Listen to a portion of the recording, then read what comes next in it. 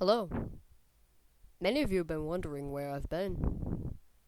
Well, it's got a combination of extreme laziness and some personal issues, but I'm back with a new video and a new intro. Hope you guys enjoy.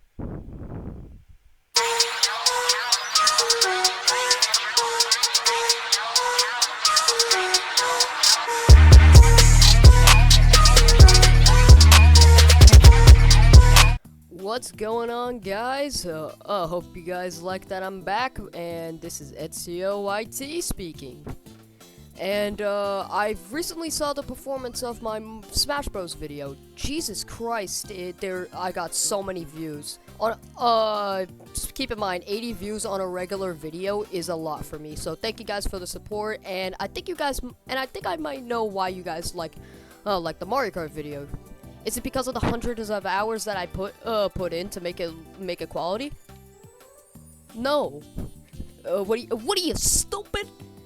Stupid? It's because everybody likes Smash Bros, including myself. And Smash Bros is one of Nintendo's biggest franchises of all time. It's a crossover between multiple franchises, including Mario. Speaking of which, and it's also a pretty fun multiplayer experience. What is also a fun multiplayer experience? Mario Kart. That's where I was going to this video. Mario Kart, baby. We're talking about Mario Kart today. Wow.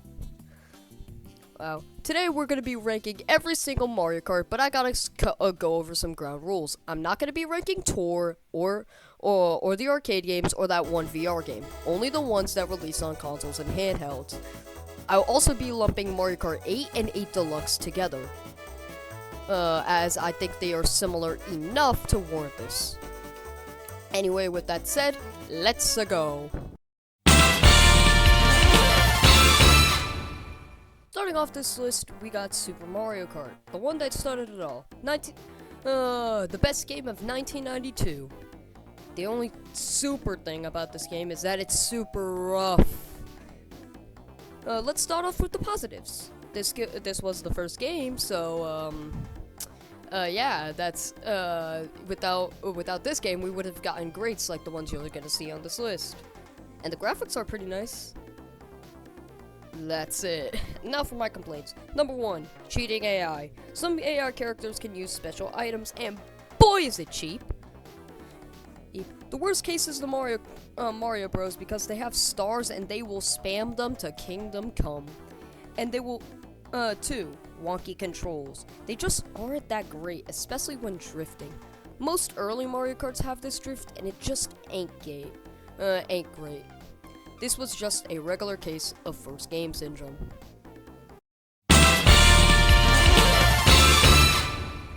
Number 7, Mario Kart Super Circuit. Take what I said about Super Mario Kart and do it again. Maybe with a different roster. Like seriously, what is there to say? It's just Super Mario Kart 2.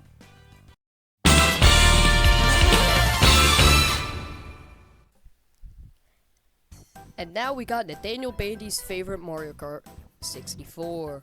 What does the 64 stand for? Probably the counts of illegal Ponzi schemes Wario's getting. Anyway, Mario Kart 64 is the start of many things. Tracks being in 3D, voice acting, oh, and of course, how can we forget? Wario. Also, the controls got way better since the last century. It's actually tolerable. Other Mario Kart games should take note. This is how you do a Mario Kart battle mode. Now for my complaints. This game just doesn't have much to go back to outside of nostalgia. Even the battle mode I say got triumphed by one game that I'll get to. So yeah, Mario Kart 64. You're good, but I honestly do not want to go back to you. Tell me why in the fucking hell is the online still working in 2023? Sorry, I got it too ahead. At number 5, we got the middle child that sometimes gets recognized, Mario Kart 7. Let's start off with the positives. The controls are finally great! Compared to the last entries on this list, 7 controls are perfect. And the track selection, I'm a fan of it. Shy Guy Bazaar, both Woohoo tracks, Music Park, and the best rendition of Rainbow Road. What a lineup! And 11 other tracks that are also really good too. But the retro track selection, oh dear lord! Waluigi Pinball, Airship Fortress, Koopa Cape, Maple Treeway, Calamari Desert, DK Pass, Coconut Mall, Luigi's Mansion, and Mushroom Gorge. 7 might have the best retro track lineup of all time. So, why is it this low? Why is it only above Mario Kart 64, Super Circuit, and Super Mario Kart? 3 reasons. I'll go by least offensive and work my way down. Number 1, it tries too much to be like Wii. It's with this UI, aesthetics, and my next reason, they try to make it a lot like Wii on the 3DS. Like a ton of sound effects got reused from Wii to 7. A couple of tracks specifically with the battle mode got reused. In fact, they mostly chose the same track. They mostly chose the same music to be used. Might be because the games that they maybe because the battle tracks that they used all have the same battle music. Like, that's a weird thing that Mario Kart does have. I think it wasn't until 8 Deluxe where we got different actually no, it wasn't until Wii where they had different music for battle tracks. Anyway, number 2, the battle mode. The battle mode also took notes from me, being mediocre. The track selection is pretty mid, and unlike Wii, seems generic and not very interesting. Like the GBA course that they chose was, it looked like a Super Nintendo battle course. I was honestly surprised when I saw that, and it was GBA? I thought that was SNES. Big Donut wasn't as interesting as the last N64 tracks they used, and same thing. And Palm Shore, they couldn't have picked Tar Top or Nintendo DS or anything else that isn't Palm Shore. That one's kind of mid, honestly. And the battle rules are just Wii's rules, but scaled down a little. And I'll get to this in Wii, but the battle rules are just mid, pretty mid, yeah. But that isn't why it's low. This leads me to reason number 3. Mario Kart 8. Mario Kart 8 is just 7, but better. Sadly, outside and with the new booster course pass, why go back to 7 when 8 is there with some of the retro tracks that brought over to 8 Deluxe. Just play 8 Deluxe, honestly. This one is kind of skippable unless you want to play Mario Kart 7 online, which, side tangent a bit, and I'm kind of going off script, but why is the online still working in 2023? Like I could still wait like, I don't know, 5 minutes or so, and I could get a match. And it's for both. It isn't just for racing. I could get a match in battle mode if I want to. It is baffling, actually. Very baffling. But yeah, just go, so my review for Mario Kart 7, just play 8. That's all I need to say. And here's another Mario Kart game that I don't see much talk about. Mario Kart Double Dash. Double Dash took a massive change, and only 4 games, no less. Very crazy. And if you could see the gameplay footage, yeah, I think you could know what change that is. You can now have 2 characters per car, and this was and depending on how you talk to people, this is either a good change or a bad change. My opinion? Oh dear God, I love it. I love Mario Kart Double Dash. Like Jesus. Opinion, this is a perfect gimmick. Like, I love this gimmick. Uh, this gimmick expanded the roster from 8 characters in the last game to 20. Over double what they just did. Yeah. All it took was all it took was another game, and then bam, already made it to 20. The controls are very great too. Super bouncy and it might look like it's just super bouncy and stiff, but I think this is to Double Dash's advantage. This makes it way more fun than the last couple games ever could have made it. And also this gimmick brought some strategy into the roster. The special moves. It now comes to whether the character pairing also gives you the items, the special items that you wanted, and also if you're okay with acceleration, speed, and weight. You could pick a high acceleration character and a high weight character now, and it could balance out.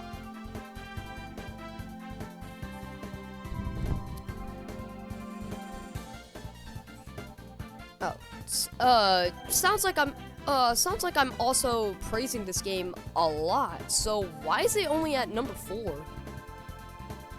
There's also, for me, it's the tracks. They're not bad, but compared to other games, they're just not memorable. Some of my personal favorites include DK Mountain, Waluigi Stadium, Peach Beach, which you see right now, and the such. But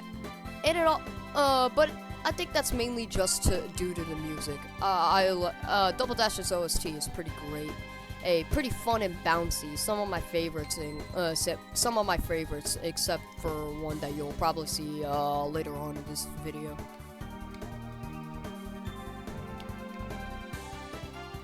Oh, also, same thing for battle mode. Not bad, but certainly not as memorable, especially for the tracks. Like Cookie Land, everyone? Wanna play a good old game of battle mode on Cookie Land? Block Plaza. I think that's Block City. Block City is just Block Plaza, but not as memorable. Block City. Cookie Land is actually pretty okay. So is with the Nintendo GameCube and others. Also, side tangent, I suck at Mario Kart Double Dash. You see this right here. You know I'm terrible. Terrible at reading off of a script and playing Mario Kart at the exact same time. You know how difficult it is. Yeah, you know. You know how bad I am at Mario Kart. Yep, I'm not. Double Dash is very fun, but there are just better games out there, like such as. Yep, everyone's gonna hate me for this. Number 3 is Mario Kart 8 and 8 Deluxe. I want to start with the negative so I could gush later. So let's go. Mario Kart 8's gimmick was pretty lackluster and was way cooler in ads. Ads that make Mario, ads that made Mario look like he was defying Newton's stupid laws of gravity, when in reality, it's just slightly different racing. Same controls, same everything. Oh, I forgot. You could just boost somebody by crashing into them instead of normally. Wow, completely different. Let's also cover 8's battle mode. Credit where credit is due, 8 Deluxe fixed the battle mode and it's great. But regular 8's battle mode is booty cheeks! Worse rules than Wii, only 2 battle modes, and worst of all, no regular battle tracks. Just the regular race tracks, but you're not racing on them. Also, the retro track selection is pretty eh. I'm looking at you, Grumble Volcano, and and donut planes. Why did they have to bring those back? Honestly, it's not bad, and the roster. It's not bad, but there's obvious problems. Like, really, 5 infants and a metallic iPhone woman. This roster needs some major cleaning up. Now with the negatives out of the way, holy fuck, this game is gorgeous. The graphics are incredible, and it's shocking that this is on the Wii U. The same, this was just as powerful as like Xbox 360, and nowadays that is pretty not too powerful. Yet 8 and 8 Deluxe looks gorgeous. Chef's kiss. And the track selection, so many bangers are in here.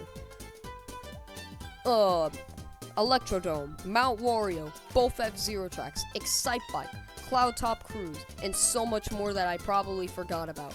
8 and 8 Deluxe is an easy S tier, but is it as elite as? Hold up, off script at ZOYT here. I just wanted to get something out of my head. There's the retro track selection is no longer eh. I've said this in the Mario Kart 7 segment, and I'll say it here. They actually fixed it with the booster course pass. It's much better here. They took some, like Coconut Mall. I think Waluigi Pinball is back. So is Coconut Mall, Mushroom Gorge, and stuff like that. So it's much better. But I don't have that, so I'm kind of going off of base 8 Deluxe. Anyway, on to the rest of the video. 8 and 8 Deluxe is an easy S tier, but is it as elite as? And now we got one of the 2 Mario Karts that made our childhoods, Mario Kart Wii. If you didn't have this, did you even have a childhood? And the best part about it is that this game still holds up. The roster is alright. We got fan favorite newcomers like Rosalina and the Mii's and Funky Kong. But we also get 4 babies now.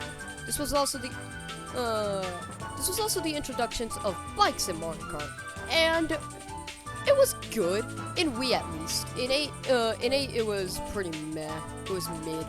But in Wii, it was actually different from riding in a cart, and in most cases, better. You can now do a wheelie by pressing up on the D-pad, and also there's something called inside drift. Outside drift, you could get there's 2 different drifts: outside drift and inside drift. Outside drift, I think you get a bigger power boost, get a bigger boost from it, while inside drift you can make tighter corners. And inside drift carts are much better, like infinite, much better. But the roster and carts aren't just don't matter if the tracks aren't fun to race on. So does Mario Kart Wii have good tracks to race on? Fuck yeah, it does. We got classics like these tracks are near elite. Coconut Mall, Maple Treeway, the best Bowser's Castle, Moonview Highway, Koopa Cake, and the second best rendition of Rainbow Road outside of 7. And the retro selection is great too. Waluigi Stadium, Peach Gardens, Delfino Square, Peach Beach, DK Mountain, and another good rendition of Bowser's Castle. Great lineup. And the battle mode. I'm honestly pretty mixed on this battle mode. The rules I'm not okay with, like I prefer the last man standing setup. But the track selection is very interesting. The new maps are good, specifically Funky Stadium and Chain Chomp Wheel, and the retro choices are unique to say the least. Very unique, but not bad at all, honestly. Honestly, some of my favorites include Skyscraper, Twilight House, and Cookie Land. Uh, and they are very good choices. At least they turned out to be good choices. I made the joke about Cookie Land being not too interesting, but I honestly like Cookie Land.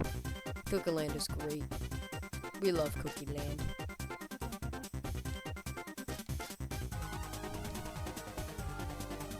And outs overall, Wii is great.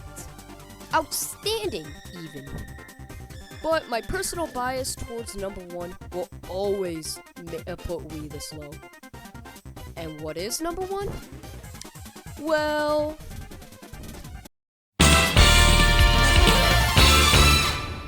by process of elimination, my all-time favorite Mario Kart is Mario Kart D-fucking-S.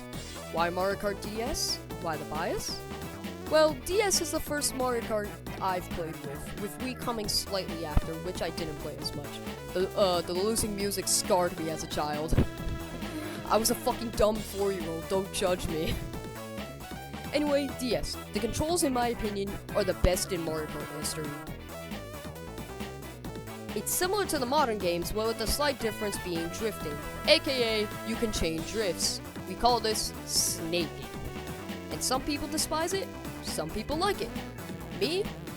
Well, I grew up with it. I love this fucking mechanic. I think snaking is a cool strategy to pull off, and I think snaking is a cool strategy to pull off. The character roster is one that I have the least complaints about. All of the characters should even be here. Even Rob, he's a nice choice. Pretty out of left field choice, but really great choice. And the tracks are god tier. Peach Gardens, Waluigi Pinball, Luigi's Mansion, DK Pass, Delfino Square, and Shroom Ridge. The second best Bowser's Castle, and a rendition of Rainbow Road that I have a soft spot for. This was in the introduction of retro tracks, and these are great too with the limitations that they have. Mushroom Bridge, Choco Mountain, and GameCube Luigi's Circuit are the highlights for me. And the battle mode. This is the best battle mode in the entire series. Don't at me. Last Man Standing can refill balloons, good nitro arenas, and the best two retro arenas come back with vengeance. Oh, and mission mode. Those were a fun time waster, and probably should come back in the next Mario Kart game. Yeah, Nintendo, bring back mission mode. I'm one of those guys. Bring it back. Bring it fucking back. And the bosses were pretty creative. I remember one where you have to shoot shells at iRock's eyes, so you're pretty much blinding these two hands. With eyes. And you also have to knock the bully off guard, which is a nice reference to Super Mario 64. Overall, DS is my favorite Mario Kart game, and you cannot tell me otherwise. But what do you think? What is your favorite Mario Kart game? And I'll be willing to respond if you give me the time and not the anger. Adox reference, I know. Anyway, like and subscribe, and I'll catch y'all in the next one. Peace.